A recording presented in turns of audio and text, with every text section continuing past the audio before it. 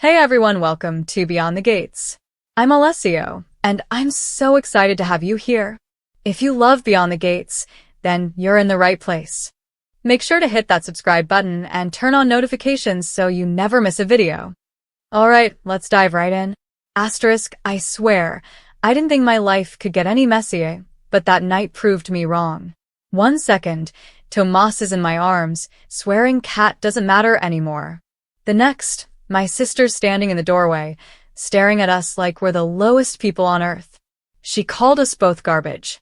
Garbage. And I can't even lie, I felt like it in that moment. But it didn't stop there. Because when Kat stormed out, Tomas looked me dead in the eye and told me he still wanted her.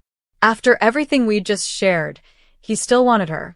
And in that moment, I realized I'd made the exact same mistake my mom made with Ted. I gave my heart to someone who was never really mine. So yeah, it gets ugly. It gets loud. It gets heartbreaking. But it's real. And if you stick around, I'll tell you everything, every word, every tear, every betrayal. You ever have one of those nights where the air feels too heavy to breathe, and every word spoken slices a little deeper than it should? That was my night. I can still hear the echo of Kat's voice, still see the fire in her eyes, and still feel the sting of her words burning through me like acid. It started with Tomas. God, it always starts with Tomas. His charm, his smile, his way of walking into a room like he belongs there. That's what drew me in. And for a while it felt good. Too good, maybe. I let myself believe it was real, that maybe, just maybe, I had something Kat couldn't ruin. But Kat walked in on us. Just like that, door swinging open, her eyes landing on me and Tomas tangled in each other. And instead of listening, instead of even giving him a chance to explain, she cut straight through with words sharp enough to split bone. Y'all are both garbage, she spat, voice trembling with a fury that only someone who feels betrayed to their core can unleash. She didn't pause, didn't take a breath. You've wanted him since the second you met him, Eva. Don't even try to deny it. You couldn't stand that I had something you didn't, so you went and took it. Her voice cracked, but she pushed through, and then came the line that knocked the air out of me. Pour a little malt liquor out for the homegirls who ain't made it out a hoedown. It was cruel, but Kat always knew how to weaponize her words. She made sure every insult cut deeper than the last. And I snapped back, because how could I not? You've been a first-class, top-tier bitch since forever, Kat. You never cared about me, not once. You just want everything for yourself, and when someone else dares to be happy, you lose your damn mind. The room was trembling with the weight of our anger, like even the walls wanted to crumble. I said it then, the thing I knew would twist the knife. Oh. And Tomas? He scored a 10 in the bedroom. I'll never forget the way her face froze.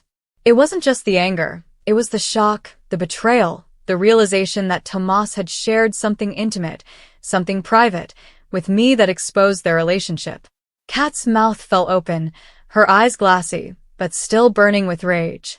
She lunged for her Chelsea cat purse, her prized possession, the very thing she'd flaunted as proof of her success.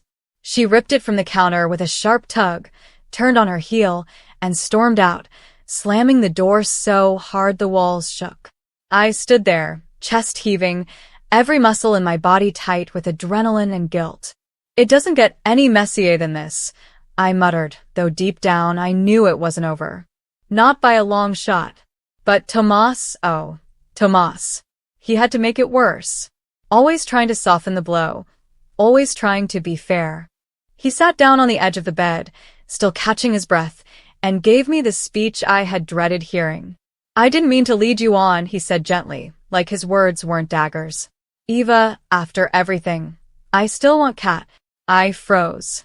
It felt like ice water rushing through my veins, freezing me from the inside out. After everything?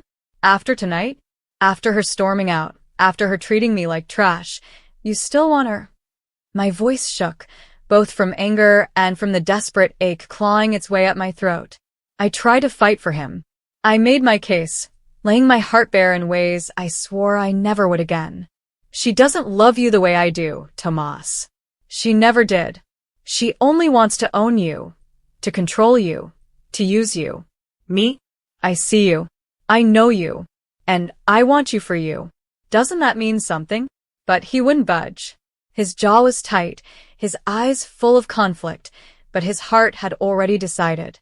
And in that moment, I realized I had made the same mistake my mother had made with Ted, falling for a man who would never truly be mine, no matter how much love I poured into him. The weight of that realization crushed me. Tears welled in my eyes until I couldn't see, and before I knew it, I was sobbing, clutching my chest like I could hold my heart together by sheer force of will. I never want to see you again, I choked out between sobs. Never. Tomas reached for me, maybe to comfort me, maybe to take it back, but I shoved him away. Go, I whispered. Just go. Later that night, Kat found herself at Chelsea's place, spilling everything with that mixture of rage and heartbreak that only she could pull off. Madison was there too, cheering Chelsea on after their Chelsea Cat launch had gone surprisingly well. They were laughing, celebrating, basking in the success of their brand despite Allison's insane call during the live stream. And then Kat stormed in, her purse clutched tight, her face pale with fury.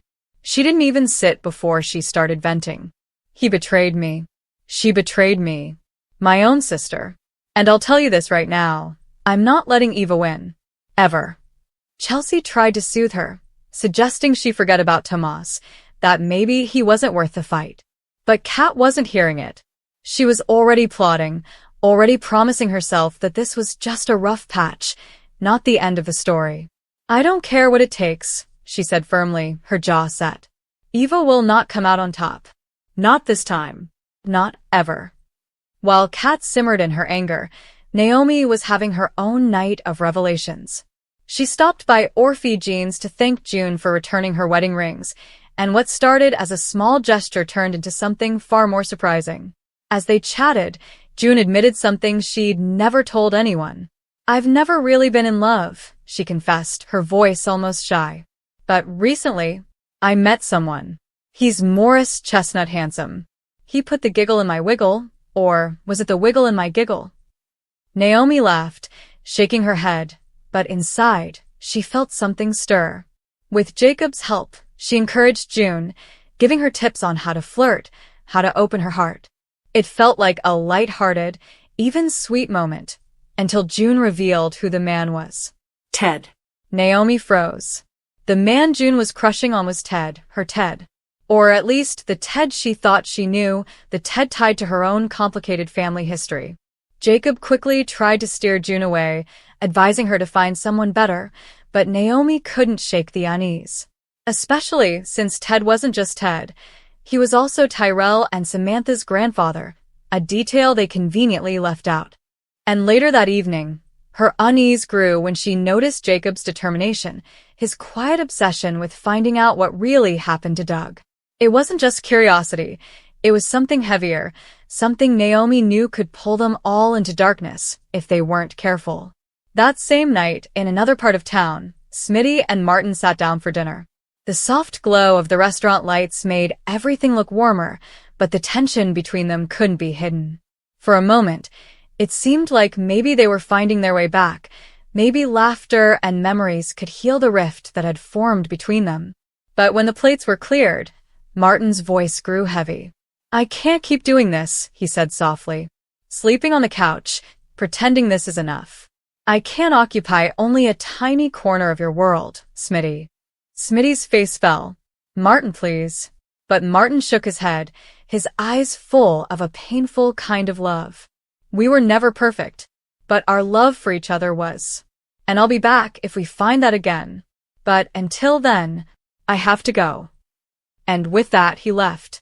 Across town, Andre and Ted went from having drinks at the club to stumbling into Nicole's dinner with Carlton. The tension was unbearable. Nicole's eyes flared with anger, Ted's presence like a wound that refused to close.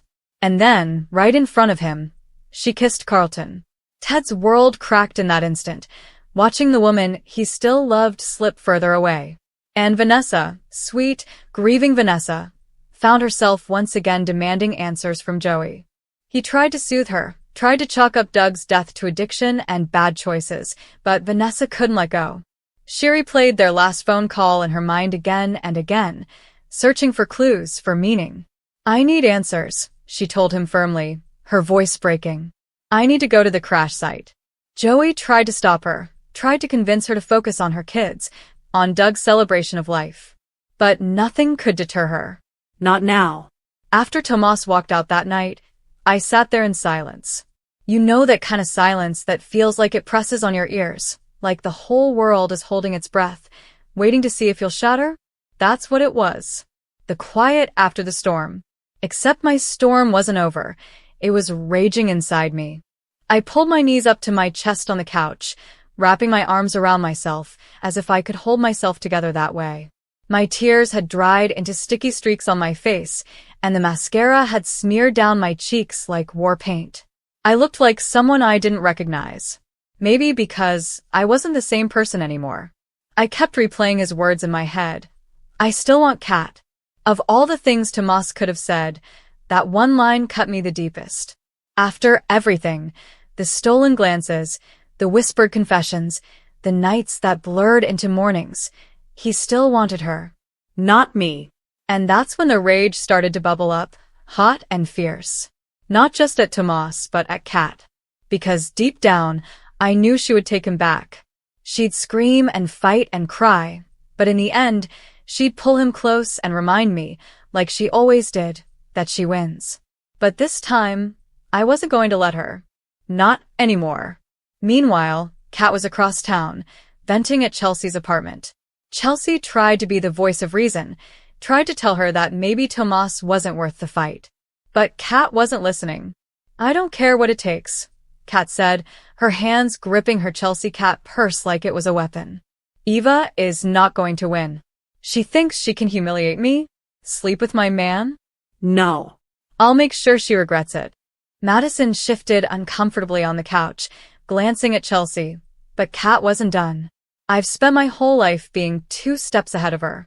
She doesn't get to rewrite that now." Not ever. What Kat didn't admit, even to herself, was how much it hurt.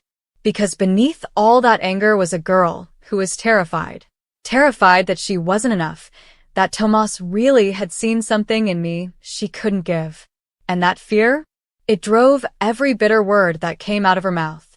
While Kat plotted and I cried myself into exhaustion, Naomi was uncovering secrets of her own. She couldn't stop thinking about June's confession earlier that day. The way June had smiled shyly when she described the man who'd put the wiggle in her giggle. The way her eyes had lit up like a teenager's first crush. But when June revealed that the man was Ted, Naomi felt her stomach twist. She'd seen the way Ted operated, how smooth he could be with words, how easily he could play both sides. And worse, she knew the ties Ted had to her family, ties June couldn't possibly understand. That night, Naomi sat at the kitchen table, twisting her wedding ring around her finger, Jacob across from her. He was restless, fidgeting with his phone, clearly distracted. "What are you looking up?" Naomi asked, suspicion creeping into her voice. "Doug," Jacob admitted. "I keep thinking about the crash. About how it doesn't add up. Something's not right, Naomi." "I know it." Naomi sighed, the weight of it all pressing down on her. "Jacob, sometimes bad things just happen. Sometimes people make choices and we can't fix them." But Jacob shook his head firmly. "No. I can't let this go. I need to know what really happened." Naomi knew then that nothing she said would stop him. And it scared her, because obsession like that never ends well. And then there was Vanessa. I'll never forget the way she stood at the crash site, her coat wrapped tightly around her, the wind whipping her hair across her face. She looked so small, so fragile, standing there among the twisted metal and broken glass that had once been Doug's car.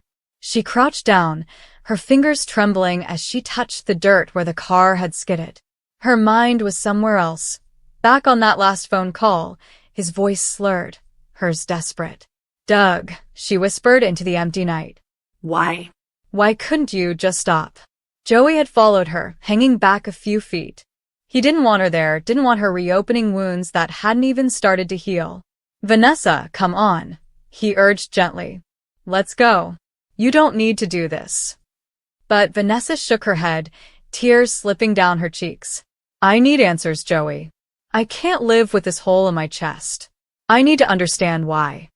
Joey stepped forward, his voice firm but kind. The only answers you'll find here are pain. And you don't need more of that. You need to focus on your kids, on giving Doug the goodbye he deserves. But Vanessa didn't move. She just stood there, staring at the wreckage, as if the pieces of twisted steel might whisper the truth if she listened hard enough.